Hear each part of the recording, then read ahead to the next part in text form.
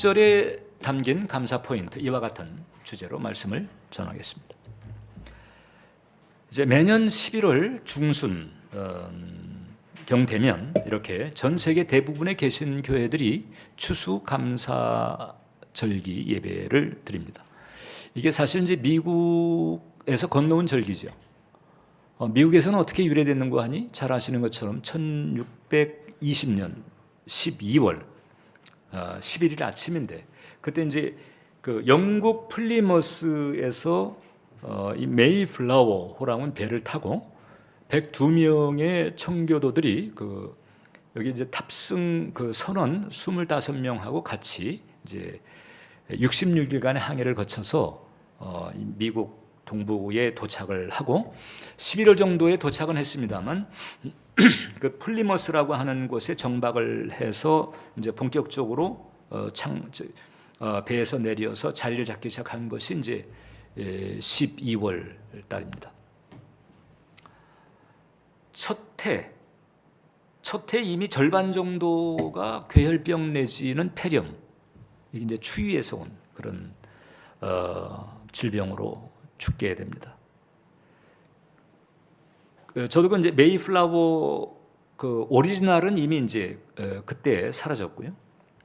1620년대, 30년대 이미 폐위가 됐고, 그때 그 메이플라워하고 똑같은 이제 구조를 가지고 있는 배를 다시 복제를 해서 그 지금 이제 그 플리머스 그 항에 이렇게 이제 정박을 해놨는데, 거기를 가봤는데, 그러니까 원래 이제 탑승 인원이 25명에서 한 많아야 40명까지, 40명도 많다는 거죠. 근데 거기에 플러스해서 102명이 탔으니까 배도 크지 않습니다. 거기서 그냥 사실 전염병 생기지 않은 것만 해도 이제 감사할 정도인데, 이 파도가 들이치게 되면 어떻게 막을 수 있는 길이 없어가지고 그 추위에 배 안에서 그 찬 그 바닷물에 몸이 젖은 상태에서 그냥 얼고 이러면서 거기서 이제 기침을 하고 폐렴이 들고 이런 고통을 겪게 된 거거든요. 그래도 이제 내려서 그 다음 해에 그네들이 감사의 예배를 드리기로 작정한 거예요. 일부 멤버들은 금식 기도를 하자, 돌파를 위해서. 돌파를 하려면 금식이 최고다. 금식을 주장했는데, 또 한 그 지혜로운 크리스찬이 그러지 말고 감사의 예배를 드려보자, 이렇게 제안을 했고, 이제 그것이 전체에게 또 공감을 사서 그 다음 해에 감사하는 예배와 인디안들을 초청해 가지고 같이 축제를 가지게 된 거예요. 지금은 이제 미국이 강대국이 됐지만 그때만 해도 미래가 아주 불투명한 아주 고난의 한복판이었죠. 내일이 어떻게 될지 모르는 거예요. 그 상황에서 감사의 예배를 드리게 됩니다. 하나님께서 그때 그 감사에 많이 감동을 받으셨던 것 같아요. 그래서 그 감사의 정신이 온 세계에 좀 퍼질 필요가 있다, 이렇게 생각을 하셔가지고 개신교를 통해 가지고, 개신교 선교사들을 통해서 특히 이 감사의 절기가 온 세계에 퍼지게 만들었습니다. 그래서 원래 이제 이 성경에는 이런 추수감사절이 없어요. 구약에 이제 오늘 우리가 살피게 될 초막절이 사실 개신교의 추수감사절과 가장 맥이 같다고 볼 수가 있는데, 사실상 우리가 지금 지내는 이 추수감사절이라고 하는 것은 성경에 없거든요. 성경에 있는 것은 이 부활, 그 다음에 성탄, 그 다음에 이제 침례, 뭐 이런 의식, 이 절기와 의식은 이 정도인데, 그런데 하나님께서는 이 추수감사절기를 전 세계에 확산시키면서 거의 부활절, 성탄절에 준하는 기독교 절기로 자리를 잡게 하신 거잖아요. 이게 무슨 뜻일까요, 여러분? 이것은 바로 뭔가 하니 예수님의 성육신과 기념에 버금가는 의미가 바로 감사에 있다, 이것을 우리에게 암시해 주는 거죠. 이미 말씀드린 것처럼 이 개신교의 추수감사절기에 가장 근접한 내용을 우리에게 알려주는 게 이제 이 구약의 그 초막절기인데, 그래서 초막절을 살피면 우리가 이 추수감사절기에 특별히 이제 무엇을 감사해야 될지 그 감사 포인트를 우리가 알 수가 있습니다. 자, 그러기 위해서 우리가 첫 번째 이 초막절 자체가 무엇인가를 알아야 됩니다. 초막절은 이제 유대교에 있어서 특히 이제 구약 시대 때의 가장 대표적인 절기가 여러 절기가 있는데 그건 한 7에서 8가지 종류의 절기가 있어요. 그 절기 가운데 3대 절기가 이제 유월절이 있고 그다음에 오순절이 있고 그다음에 초막절 혹은 장막절이라고도 합니다. 그 3대 절기 중에 하나인데 유대 원력으로는 이제 티쉬리라고 합니다. 우리 양력으로는 9월에서 10월 사이에 특별히 이제 수학기에 가지는 절기입니다. 그러니까 이 부활절 이른 봄에 파종을 하고 9월이나 10월에 수확을 해요. 밀이나 이제 보리석도 시작해가지고 밀을 추수하는데 그 수확기에 드리는 절기니까 당연히 이제 추수감사의 의미를 담고 있는 절기이기도 합니다. 이때는 이제 살고 있는 그 집에서 나와서 집 마당에 초막을 짓습니다. 여러 종류의 그 나뭇가지들을 가지고 와서 초막을 짓고 이 초막절 기간 동안 최소 한 주간 이상은 저 초막 안에서 지내는 거예요. 4, 5인 가족들이 이제 그 둘러 앉을 수 있는 공간이 되게 됩니다. 근데 유대 경전에 의하면 초막절을 지을 때 이게 이제 하늘이 틈틈이 보여야 된다는 거예요. 그래서 밤 되면은 그 달이나 별들이 보여야 되고 비가 와도 그냥 흘러내리게끔 이렇게 합니다. 그렇게 초막절기를 지내다가 이제 정상적인 집에 들어가잖아요. 그러면 이 학고방이라도 얼마나 여기가 감사한지 이제 그걸 알 수 있게 된다는 얘기인데, 그런 이제 초막에서 지냅니다. 그럼 왜 이런 그 초막에서 굳이 지내려고 하는 것일까? 이것이 바로 이제 출애굽 때에 하나님께서 베풀어 주신 그 은총을 기억하고 기념하는 은혜가 포인트가 있는 거죠.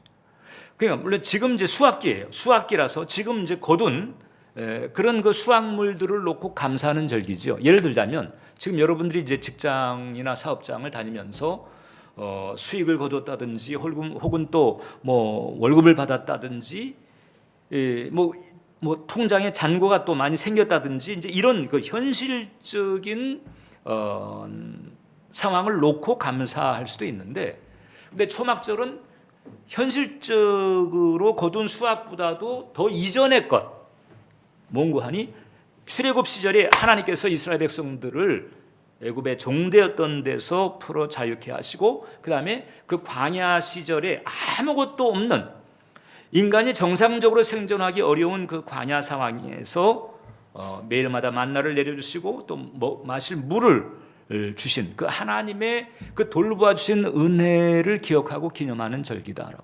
그러니까 현재 수확도 감사하지만은 이것보다도 현재 내가 무엇을 소유하고 있느냐 이것보다도 이 이전에 우리가 받은 은혜가 무엇인지 이것을 생각하면서 감사하는 절기가 초막절기라고 하는 거죠.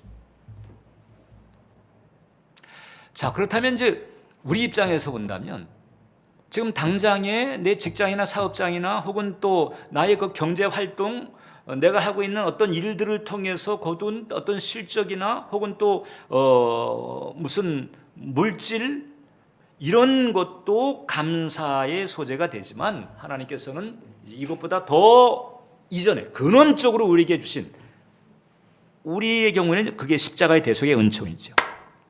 십자가의 대속의 은총을 통해서 받은 그 은혜에 대해서 감사하는 마음을 가지고 하나님 앞에 제사와 예배를 드리는 것, 이것이 바로 이게 이제 초막절의 신약적 의미다, 이렇게 보면 되죠. 그래서 구약 시대에는 초막절에 이제 두 가지 독특한 의식을 치렀습니다. 다른 이제 몇 가지 의식들도 있는데 가장 독특한 게 첫 번째는 하나님의 도우심을 간구하는 이제 기원의 의식을 가지는데 이게 이제 나뭇가지들을 들고요. 뭐 버드나무 혹은 종려나무 이런 나뭇가지들을 들고 성전의 그 번제단을 돌면서 지금 오늘 우리가 읽었던 그 시편 118편의 구절들을 그대로 고백하고 선포하면서 그 다음에 하나님을 향해서 호산나 찬양을 합니다. 이때 찬양은 사실 찬양이라보다도 거의 기도에 가까워요. 그러니까 히브리어 그 원어적인 음가로 보게 되면 호시아나, 호시아나. 이것은 뭔가 하니 여호와여 우리를 들으시고 우리를 건져주세요, 우리를 구해주세요, 이런 뜻을 가지고 있어요. 그러니까 나뭇가지를 들고 흔들면서 하나님을 향해서 호시아나 호시아나 이렇게 하는 거죠. 우리를 구원해 주소서, 이렇게 기도를 드리면서 그 다음에 대제사장은 그때 황금 주전자를 가지고 실로암 물가로 내려갑니다. 그럼 이제 성전 있는 곳에서 실로암까지는 상당히 그 경사가 있어요.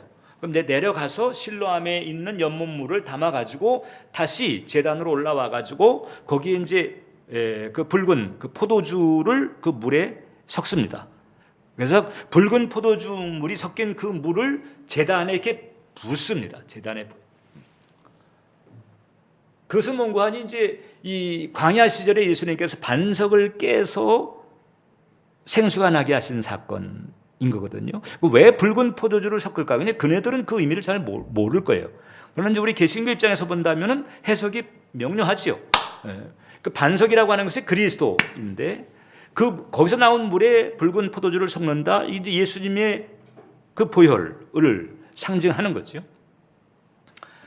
그리고 이제 이런 예식을 치르면서 일출 때에 성전 동쪽 문에 가가지고 이렇게 입을 모아서 이제 선포를 합니다. 우리의 조상들은 이곳에 있을 때 얼굴을 동쪽으로 돌려 태양을 경배하였으나 이제 우리의 눈은 주께로 향했습니다. 그래서 조상의 우상 숭배의 죄를 계속 회개하면서 이제 우리의 눈은 주께로 향했습니다. 그 충성과 헌신을 서약하는 이런 선포를 입을 모아서 하는 이런 예식을 거치게 돼요.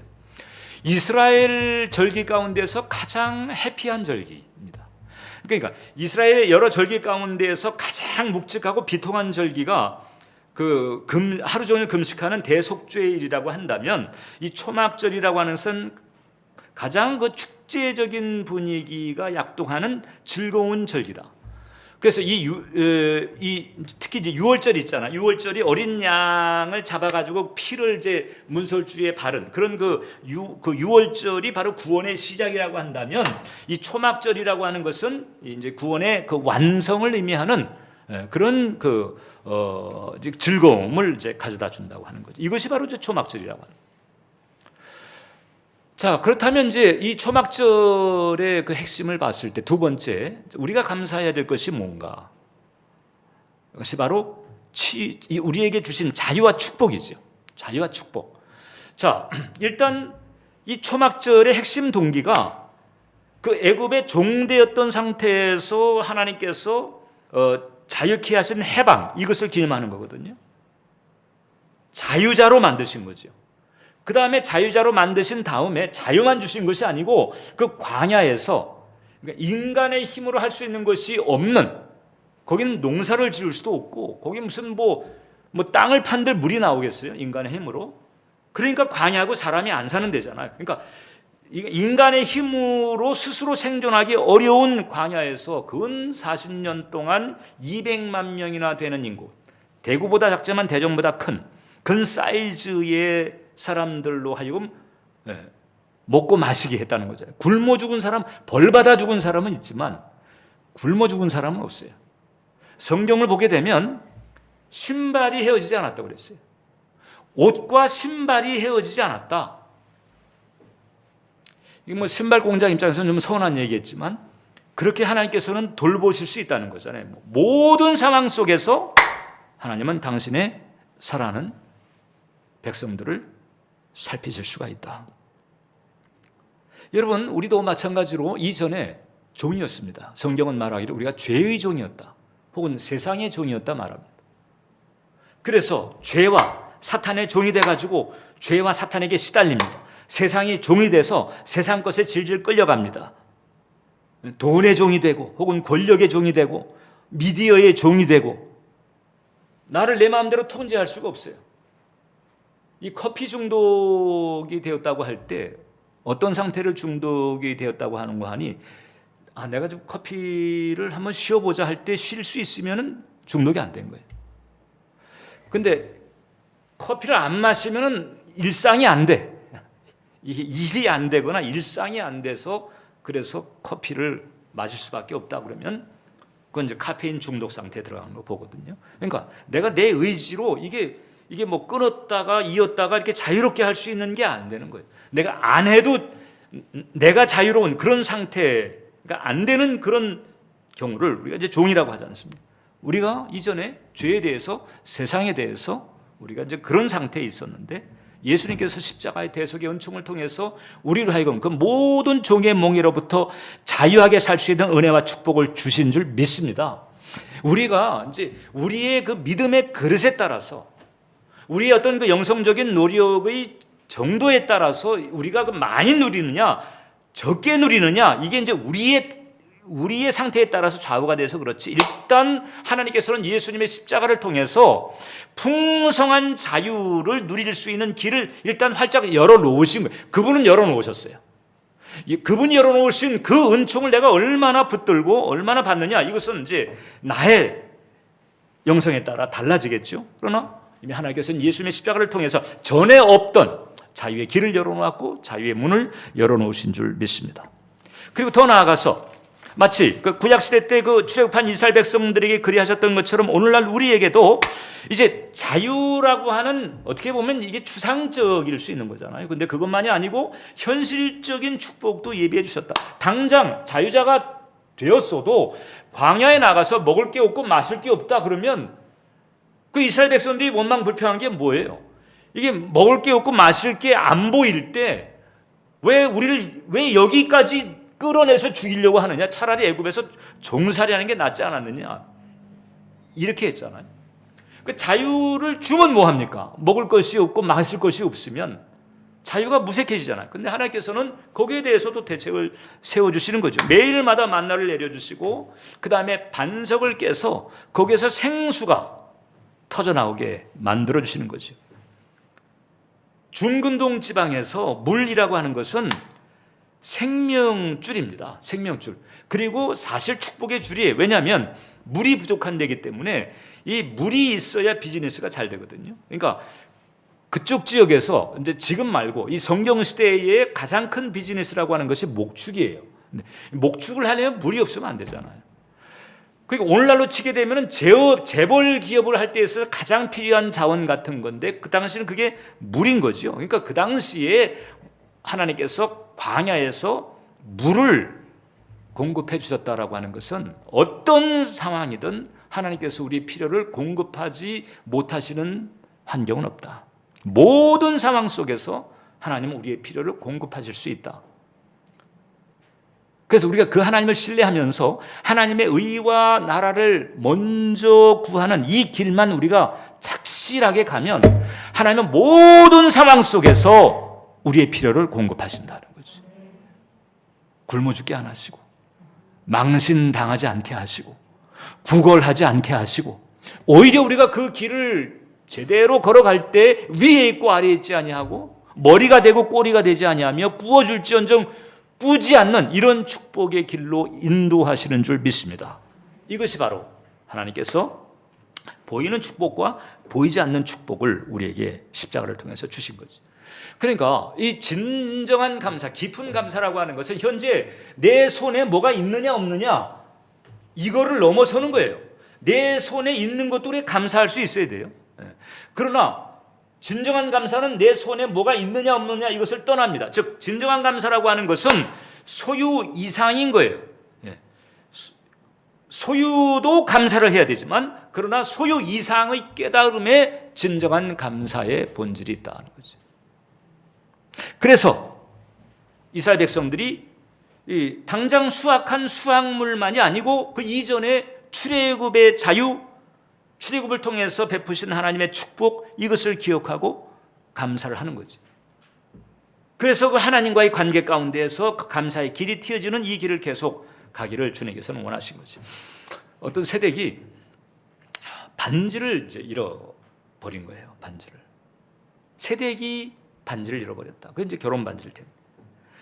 그러니까 이제 집에서는 티 못 내고 있다 친정집에 가가지고 친정엄마 만나가지고 계속 친정집에 있는 동안 계속 불평을 하고 굼시렁하고 투정을 하고 하소연을 하고 반지 하나 잃어버렸는데 물론 이제 의미가 있는 반지이죠. 근데 그거 하나 잃어버렸다고 이제 평안이 사라지고 행복이 사라지고 자기 자신의 자존감이 그냥 반지라고 하는 그 물질 하나에 매여가지고 그냥 질질 이렇게 휘청이는 이런 상황이 계속되고 있는 거예요. 그러니까 이제 친정 엄마가 이제 딸내미가 이제 그렇게 투정하고 불평하니까 처음에는 계속 받아주다가 계속 끊어질 줄 모르니까 이제 참다 못한 이제 친정 엄마가 이렇게 한마디 했다는 거잖아. 이제 이 한마디 때문에 결국 불평이 끊어졌다는 얘기인데, 얘야, 너 손가락 안 잃어버린 거 다행으로 생각해라. 응? 반지야 다시 사면 되지만 그 손가락이 어찌 됐으면 어쩔 뻔했냐. 그냥 아예 탁 직면을 시켜버렸다는 거죠. 그러니까 이 받은 복을 깨닫고 헤아리는 은혜가 필요합니다. 여러분, 저는 그 병원 신방 갈 때가 많이 있잖아요. 병원이 그렇게 많아요, 세상에. 그리고 큰 병원을 가보게 되면 세상에 그 큰 병원 안에 무슨 뭐 백화점 같이 그냥 아케이드가 얼마나 수많은 사람들이 식당을 오고 물건을 사고 마켓에서 일용품을 구입하고 수많은 사람들이 에스컬레이터를 타고 오르내리고 수많은 사람들이 병원을 찾는 거예요. 그래서 제가 그 안타까운 마음을 가지고 또 간절한 마음을 가지고 기도를 하기 위해서 병원을 신방하지만 한편에는 신방하는 입장이 있다는 게, 이 신방 받는 게 아니고 신방하는 입장이 있다는 게 얼마나 감사한지. 네. 그래서 이 감사라고 하는 것은 내게 있는 것, 주신 것, 얻은 것, 받은 것, 이런 것서부터 깨달으면서 또 지금 내가 내 손에 있는 것을 떠나서 이미 하나님께서 십자가의 대속의 은총을 통해서 베풀어 주신 이 근원적인 영적 축복을 생각하면서 감사할 때 그 감사가 온전한 감사가 되는 것이다. 그리고 그런 영적 이치를 제대로 깨달은 사람은 감사가 지배적인 거예요. 어쩌다가 불평, 어쩌다가 아쉬움이지, 그게 터져 나와도 바로 거룩한 회복 달력성을 발휘하면서 다시 감사로 돌아가고 이렇게 되게 돼 있는 거죠. 여러분들은 어떻습니까? 근데 이 감사에는 귀한 축복이 하나 있습니다. 이 감사가 하나님께 정말 이게 참 귀한 것이기 때문에 제가 사역을 하다 보면요, 그 통변이 나오는 경우가 있어요. 그게 이제 개별적인 사역을 하거나 혹은 또 메시지 이후에 회중 사역을 할 때 보면 통변이 나올 때가 있는데, 그때 통변의 내용이 거의 50% 이상이 감사합니다. 감사, 하나님에 대한 감사잖아요. 이 사람은 지금 뭘 내용을 모르고 지금 방언 기도하고 있잖아요. 그런데 이제 기도 사역을 위해서 가서 이렇게 손을 얹고 기도하거나 이럴 때에 이 통변이 짤막하게 나올 때 보게 되면은 그 감사가 포인트일 때가 많은 거예요. 나중에 제가 이제 정리를 해보니까 제정신으로 감사를 잘 안 하니까, 네, 이 방언으로라도 하나님이 이제 성령을 통해서 감사를 받으시기를 그렇게 원하셨나. 저는 그렇게 결론이 되더라고요. 결론이.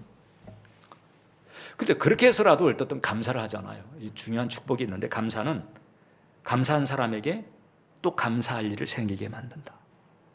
그러니까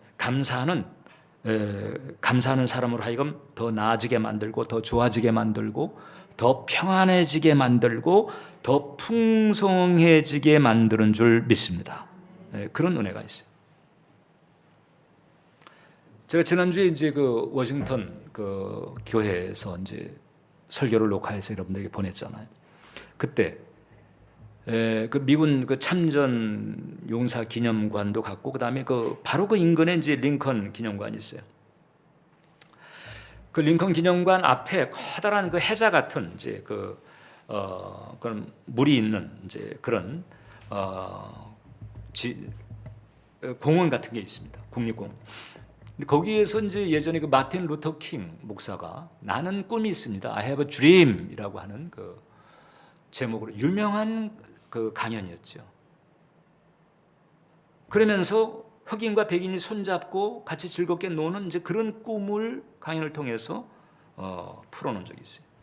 물론 마틴 루터 킹이 이제 그 뒤에 암살이 됐습니다만, 마틴 루터 킹이 평소에 한 얘기가 있습니다. 뭔가 나는 흑인으로 태어난 것을 감사한다. 여러분, 그 시절까지만 해도, 링컨의 노예 해방 이후에 마틴 루터 킹 때까지만 해도 흑인으로 태어난 것을 저주로 알던 곳이 미국이었습니다. 너무 차별이 심했으니까. 너무 차별이 심했어요.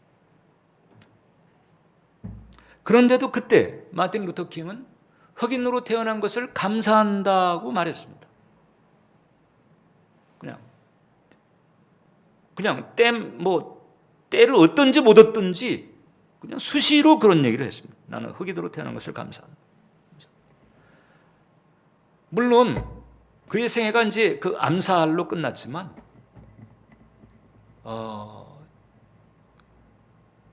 그 마틴 루터 킹의 위상이라든가 그 존재감은 지금까지도 계속되고 있잖아요. 마틴 루터 킹 덕분에 오바마도 가능했다, 이런 얘기를 하잖아요. 하나님께서 그를 위대한 현대적 선지자로 미국에 세워버린 거죠. 감사를 하니까. 제2차 세계대전이 끝나고 일본이 이제 패전국이 됐잖아요. 근데 이제 초상집 같은 분위기가 돼버렸습니다. 자, 패배감 가득했어요. 여기서 이제 해외에 나가서 이제 전쟁을 하다가 돌아온 이제 그런 패전 일본군이 있잖아요. 그 중에 해군 장교였던 가와가이 기이치라고 하는 사람이 있었는데, 해군 장교였어요. 열심히 어떻든 천황과 조국을 위해서 싸우다가 이제 전쟁이 다 끝나 패전병이 돼버리고 말았어요. 다시 이제 고향에 돌아왔는데, 고향에 돌아오니까 이 고향에 있는 사람들도 눈총을 주더라는 거지요. 아니, 조국을 위해서 열심히 싸웠는데 너희가 바로 이 전쟁의 주범이다, 전범처럼 그렇게 대하는 거예요. 자, 그러니까 안 그래도 패배감 있는데 분노가 생겼습니다. 고독감이 왔습니다. 좌절이 들이닥쳤습니다. 이러면서 이제 이것이 그런 부정적인 정서가 극심하게 되면 이제 소위 신체화라고 하는 현상이 나타나거든요. 그게 이제 건강에 실제로 이 몸에 지장을 주는 거예요. 몸에 지장. 이 경우에는 이제 전신마비가 벌어집니다. 이 전신마비를 치유하기 위해서 병원을 전전했습니다. 처음에는 정형외과 같은데, 외과 같은데 이렇게 다니다가 가만히 살펴보니까 이건 정신적인 문제다, 이렇게 진단이 나요. 그래서 정신과를 다니게 됐어요. 정신과 의사를 딱 만났는데, 이 후찌다 씨라고 하는 이 정신과 의사가 아마 이제 이 패전병들에 대한 심리 이 부분을 이제 많이 치유를 했던 것 같아요. 근데 이 기이치라고 하는 이 사람을 딱 보고는 처방을 하나 딱 내렸습니다. 바로 특이한 처방 하나 딱 내렸어요. 그게 바로 뭔가, 매일마다 10,000번씩 아리가또 고자이마스, 감사합니다, 이것을 하루에 10,000번씩, 당신은 하루에 10,000번씩. 그러니까 일단 이제 다른 데 다 둘러본 거잖아요. 백약이 뭐고 여러 병원이 다 무용인 거잖아요.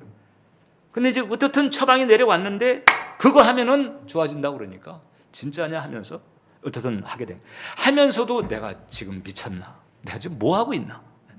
이러면서 어떻든 감사합니다를 10,000번을 하려고 그렇게 애를 썼다는 거예요. 눈만 뜨면 감사합니다를 해야 돼. 계속 감사합니다를 하는데 처음에는 이 허탈감, 자괴감, 수치감, 이게 작동을 하면서 창피했다는 거죠. 그런데 계속 하다 보니까 이상하게 마음이 편해지기 시작하더라고요. 마음이 편해지기 시작하더니 어느 날 아들이 감 2개를 따가지고 이제 아버지를 주려고 그 2개를 딱 들고 오는데, 저건 날 주려고 오는 거네? 감을 보니까는 감이 또 맛있게 생겨. 그래가지고 감이네 그러면서 그냥 습관적인 기억으로 팔을 이렇게 딱 내민 거예요. 그래서 전신마비였는데 이 몸이 안 움직였잖아요. 근데 손이 나가는 거예요. 손이 딱 나가더라. 이게 지금 손이 나가네. 그래서 이쪽 손도 펴보니까 몸이 움직이기 시작하는 거예요. 이게 전신마비가 치유가 돼요. 그래가지고 그때서부터 이제 마비가 풀리고 정상적인 이제 그런 기동을 할 수 있게 됐다는 거예요. 감사합니다. 그냥 계속 반복했는데 전신마비가 치유가 되더라. 여러분들도 이게 심신, 몸의 차원이 됐든지 마음의 차원이 됐든지 감사합니다만 10,000번을 하면 전신마비가 치유가 되니까 못 다룰 증상이 없게 되는 거지. 이 뇌과학자들의 연구에 의하면 이미 제가 여러분들에게도 전에 그런 말씀 드린 적이 있어요. 인간의 그 무의식의 상태라고 하는 게 이게 무의식의 상태가 의식을 사실상 지배한다는 거잖아요. 무의식이 지배자라고 하는 건데 그 무의식의 상태라고 하는 게 무슨 그 몽환적인 상태나 무슨 액체로 치게 되면은 겔처럼 그냥 뒤죽박죽 이렇게 있는 게 아니고 그 언어적인 구조로 돼 있다는 거잖아요. 언어적인. 근데 그 대부분 그게 부정적인 언어 구조로 돼 있다는 거예요. 그 부정적인 언어 구조에 그 무의식이 계속 사실상 의식을 지배하면서 그러면서 그 부정적인 의식에 지배당하는 그런 삶을 살아가면서 계속 그늘을 벗어나지 못하게 만드는 것이 죄와 저주 아래 팔려있는 인간의 실존이다라고 하는 겁니다. 여기에서 주님을 찾고 감사의 원리를 붙잡고 나아가게 될 때 그때 이제 하나님의 개입이 일어나고 놀라운 일들이 벌어진다는 거거든요. 여러분 지금 우리나라 술 소비량이 셉니다. 지금 17년산 이상의 고급 위스키란 게 있대요. 아무튼 그 고급 위스키 소비량이 세계 1위랍니다. 네. 오랜 동안 지금 1위를 놓지 않고 있대요. 이게 자살률 1위지요. 낙태율이 1위랍니다. 우리나라 낙태가 하루에 3,000명 정도 된다. 근데 고급 위스키 소비량도 1위. 이게 참 기가 막힌 게 우리나라 인구가 이제 5천만 치게 되면 지금 미국의 인구가 3억 5천만이고 중국이 13억 4천만 명 전. 그러면 3억 5천 미국 그다음에 13억 이상의 중국보다도 위스키 소비량이 더 많은 거예요, 우리나라가.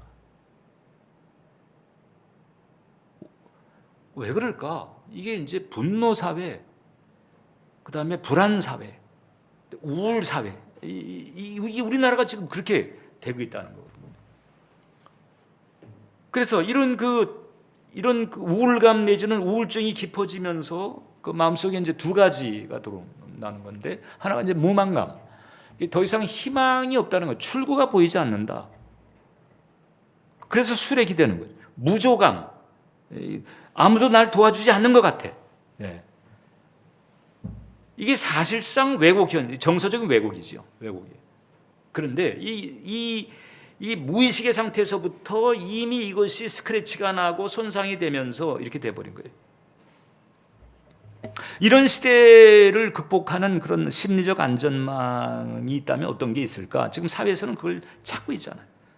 그런데 이제 이 사회적인 조류가 지금 어떻게 돼가고 있는 거 하니 예전처럼 인생 한방, 홈런 이게 이제 이런 기회가 자꾸 줄어드니까 이제는 소위 이제 그 소확행인 거죠. 작은 데서 소소한 기쁨 이런 걸 가지고 그냥 나 자신을 달래는 거예요. 이제 집 사는 거 포기하고 대신에 가지고 싶은 차, 혹은 또 소위 그 덕질이라고 하는 거 있잖아요. 돈을 들여서라도 그냥 내 마음을 달래면서 그렇게 인생을 버텨나가려고 하는 이런 시대. 그런데 하나님은 성경을 통해서 이미 어떤 시대의 상태가 됐든지 간에 그 시대의 그 부정적인 몽의 그늘을 극복할 수 있고 돌파할 수 있는 은혜를 주신 거예요. 그게 바로 감사라고 하는 감사예요. 그 로버트 루트번스타인이라고 하는 사람이 쓴 책이 있습니다. 생각의 탄생. 이게 이제 천재들이 도대체 생각을 어떻게 해서 천재가 됐는가 이것을 연구한 책이거든요. 아인슈타인이라든지 혹은 피카소, 다빈치 이런 사람들의 그 사고의 구조를 탐색을 한 거예요. 그러니까 이제 천재에 대한 그 동경 있는 사람은 이제 사서 이제 한 번은 볼 수, 뭐 읽기도 쉽지가 않습니다만 어떻든 그 책의 내용 가운데에서 이제 이 루트 본 스타인이 그런 얘기했습니다. 이 뭐 어마어마한 거, 천재들의 사고 방식이 어마어마한 것 같지만은 그게 아니라는 거죠. 대단히 일상적이다, 이런 얘기했습니다. 위대한 통찰, 그러니까 천재들이 이제 하는 위대한 통찰이라고 하는 것이 일상의 장엄함, 즉 모든 사물에 깃들어 있는 의미심장한 아름다움을 감지할 줄 아는 사람에게 찾아온다는, 일상인데 사실 한꺼풀 딱 벗겨보니까 장엄함이 있다는 거예요. 그러니까 일상에 깃들어 있는 의미심장한 것을 캐치할 줄 아는 게 천재들의 사고방식이다라는 거죠. 뭐 그냥 막 번쩍번쩍하는 그냥 아주 획기적이고 막 기가 막히는 아이디어들이 푹푹 튀어나오는 것이 아니고 일상에 집중하거나 몰입하면서 거기서 뭔가 끄집어내는 거죠. 예를 들어서 대표적인 게 그거잖아요. 그냥 사과나무에서 사과 하나 툭 떨어졌는데 저 같았으면 아이고 저 내일이면 썩겠네 하고 말았을 거예요. 그런데 뉴턴은 거기서 아니 저게 왜 위에서 아래로 떨어지나? 그러면서 거기서 이제 중력의 법칙을 끌어내잖아요. 아르키메데스 같은 경우는 목욕하다가 물이 넘치는데 나 같으면 아 이거 너무 많이 틀었네 이러고 말 일인데, 아르키메데스는 거기서 뭐 질량의 법칙을 또 끄집어내는 거잖아요. 일상에서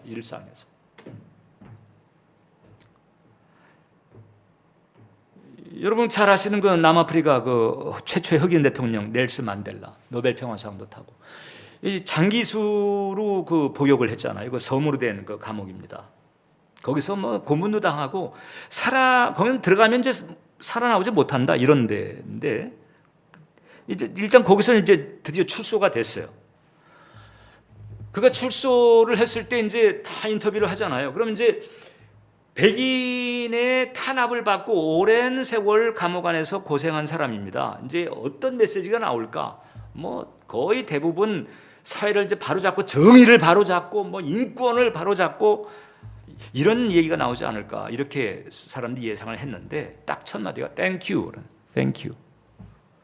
그러니까 사람들이 이제 감옥에서 나왔으니까 뭐 저런 말 할 수 있어 이렇게 생각을 했는데, 그 뒤에도 보면 이제 그런 얘기를 했다는 거죠. 나는 감옥에 있는 동안 늘 신에게 감사를 드렸습니다.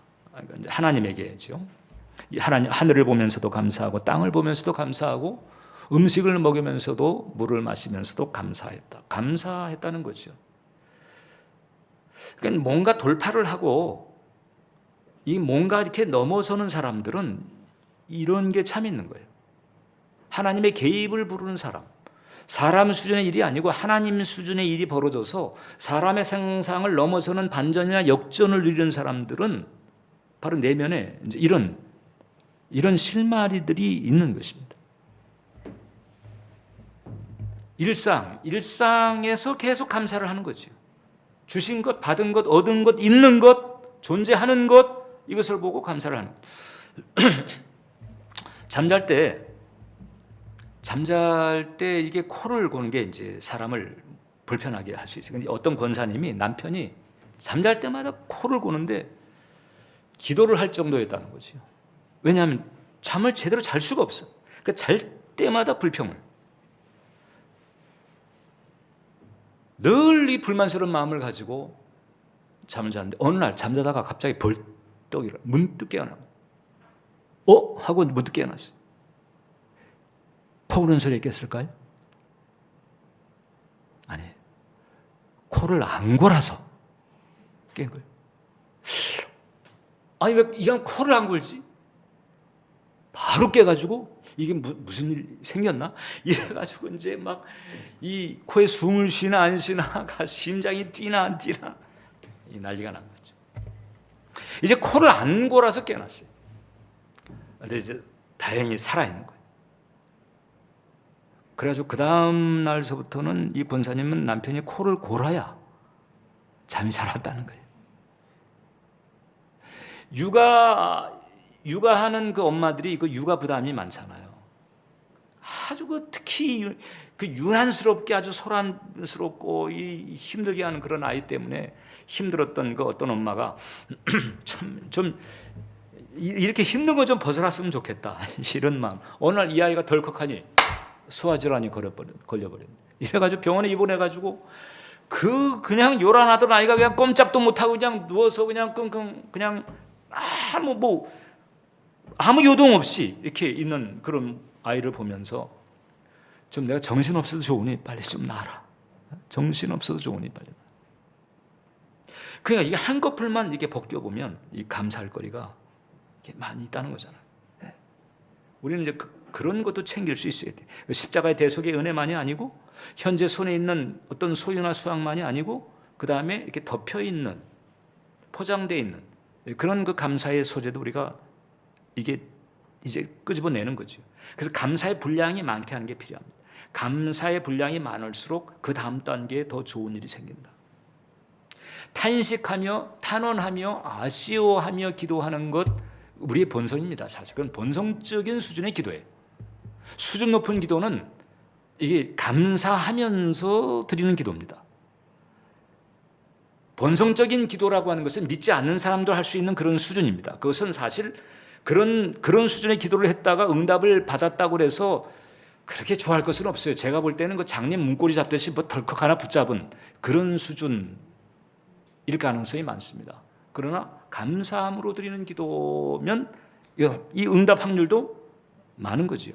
감사함의 분량이 많아야 하나님은 믿음이 좋은 것으로 보신다. 물론 크리스찬은 아니지만 인도의 그 시성으로 알려진 타고르가 그런 얘기했습니다. 정확한 얘기를 했습니다. 감사의 분량이 곧 행복의 분량이다. 이것을 우리가 이제 기독교식으로 하면 이렇게 말할 수 있는 거죠. 감사의 분량이 곧 믿음의 분량이다. 하나님은 그렇게 생각하시는 거예요. 감사의 분량이 믿음의 분량이다. 실제로 나의 내면의 감사가 얼마나 일어나고 있고 얼마나 작동하고 있고 얼마나 채워져 있는가 사실상 그게 내 믿음의 분량인 거예요. 우러나오는 감사죠. 거짓이 없는 감사죠. 그게 내 믿음의 분량. 그게 사실상 행복의 분량이기도 하고 혹은 담대함의 분량이기도 하고 그렇게 되는 것입니다. 이러므로 우리 사랑하는 예배자 여러분, 십자가의 대속의 은총에 대한 근원적인 감사도 있어야 되고 현재 내게 주어진 현실적인 것에 대한 감사 있어야 되고 그 다음에 지금 손에 쥐는 것이 없다 할지라도 이제 펼쳐내야 돼. 끄집어내야 돼. 그러면 얼마든지 감사의 소재가 감자줄기처럼 거기 숨어 있는 것을 우리가 볼 수가 있습니다. 감사의 사람이 되시길 바랍니다. 감사가 여러분들을 승리하게 만들고 하나님의 영광을 보게 만들고 하나님의 역사를 체험하게 만듭니다. 기도하겠습니다. 살아계신 하나님, 오늘 우리로 이렇듯 감사의 마음을 또 다지게 하시고 새롭게 하게 하시니 감사합니다. 살아계신 하나님, 오늘 예배자 한 영 한 영혼 붙들어 주셔서 이렇듯 십자가의 대속의 은총에 대한 근원적인 감사가 바탕에 반석처럼 자리 잡게 도와주시고 이제 주신 것, 얻은 것, 있는 것, 받은 것에 또 일상적으로 감사할 수 있는 은혜를 주시고 그래서 주님 앞에 늘 감사하면서 그 행위를 옳게 할 수 있게 도와주시고 그 행위를 옳게 하는 자에게 하나님의 구원을 보이리라 말씀하셨사오니 범사에 하나님의 구원 역사, 호산나 응답의 역사를 베풀어 주옵소서. 예수님 이름으로 기도합니다. 아멘. 우리 함께 우리 감사의 마음을 가지고 우리 찬양